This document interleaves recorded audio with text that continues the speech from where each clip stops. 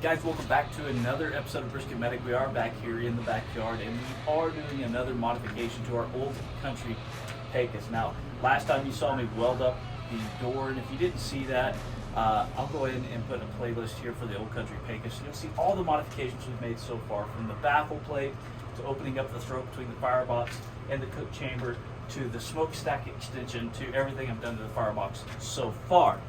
But I wanted to insulate that smoke box a little bit more. And the cheapest and most efficient way to do that is to add refractory cement bricks or FireBricks to the bottom and the top of your smoker. Now, because I'm not sure exactly how I want to finish off the top of the smoker, I didn't do anything there, but I know for a fact that I can retain better coals and make those coals be more efficient and effective in my cook time, and therefore have better fuel economy by burning less splits, by insulating the bottom of my firebox. And so I looked into FireBricks, and man, those things are really hard to come across right now for some reason. I'm not really sure why, but after a lot of studying, a lot of reading, I did come up with a concoction to make my own.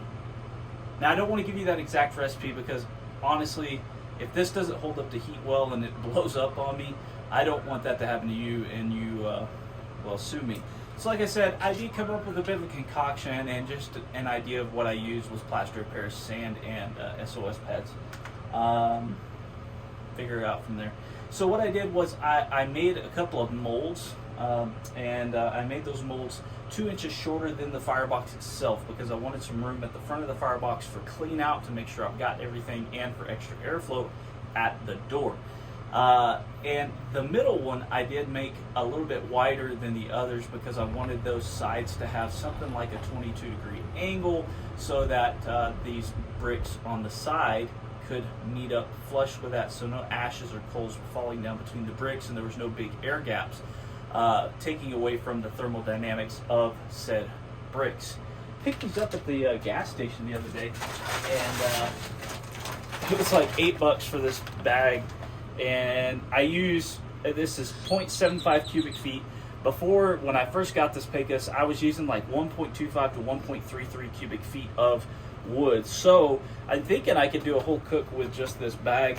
Now a shorter cook like ribs or something wouldn't take that many, but like a 6 to 8 hour cook would take that many at least. So yeah, to test this out, to see how good it is, to see the fuel efficiency and effectiveness that it has, I'm going to be cooking a 7-bone roast, which is a roast, kind of a slab cut out of the shoulder, that clawed area, and it contains a lot of different muscle groups in it. We're going to be testing that out. I am going to cover it with just a little bit of Uncle Steve's thick meat. I love Uncle Steve's thick meat in my mouth. What? Anyways, I'm going to be hitting it with just some thick meat. We're going to keep it super simple today, and just keep the smoke rolling. All I'm going to do to manage the fire is keep my eye on the thermostat, on the thermostat, I wish I had a thermostat on this, on the thermometer, and every time that thing dips down below 275, I'm going to throw another split on there, and we're going to find that happy medium, how many splits it likes, how many per hour it likes. Does it like 2 at a time? Does it like 1 at a time? And so on. We're going to see exactly how these fire insulated bricks have changed the dynamics of the smoker. I'm sure they'll change it some, just it has to, right? So just because of physics, but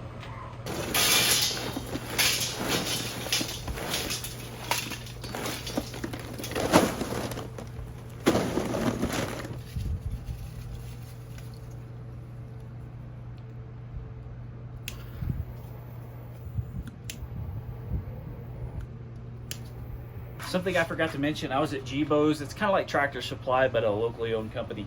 Getting some chicken feed and some feed storage buckets and things like that with the family this morning. But I did find a stainless steel 2-gallon bucket for cheaper than their galvanized buckets. So I was like, oh yeah, let's get that.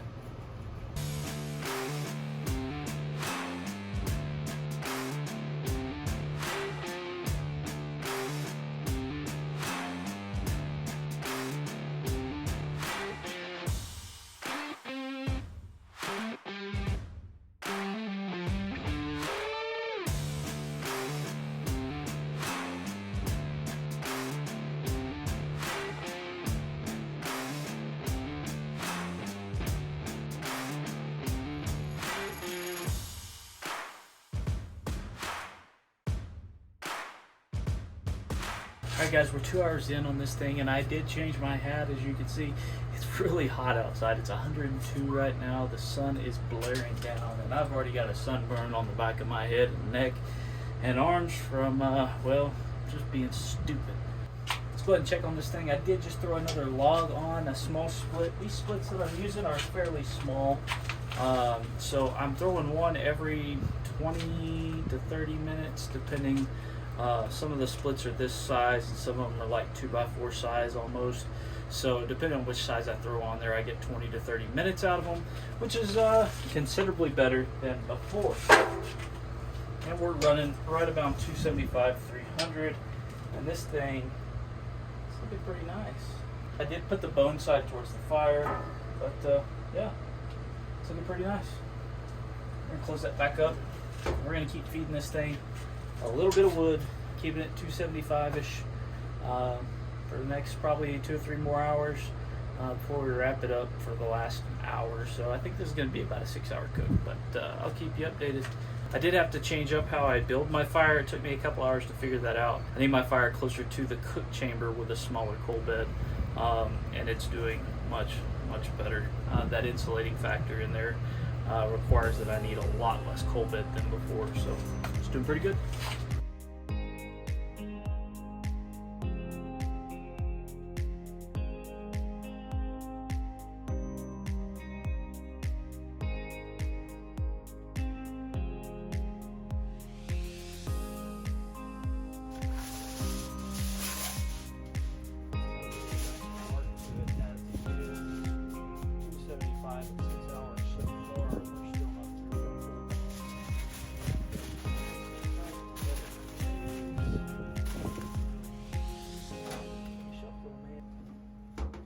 Seven hours in, let's go ahead and take this out. See how she's looking. If we can remove the bone and shred the beef with ease, it's done. With this modification, I learned that I used a lot less wood. In fact, let me go ahead and grab it. This much left over from that sack, and that sack was almost 30% less than what I usually use. I'd say it's pretty comparable and more efficient and effective than without the FireBricks. So it's a pretty good call to go ahead and line your firebox with FireBricks, and the 6-pack at Lowe's will actually do the exact same thing that I did, but it'll have a few gaps in between the bricks, and that's why I molded my center brick the way that I did, so that it didn't sit with a big air gap in between it. Other than that, I'm really happy with this modification. It's something you definitely should consider. Remember guys, make sure you hit that like and subscribe if you like what we're providing for you as far as education, information, and entertainment. I love you guys. Drink more water. See ya.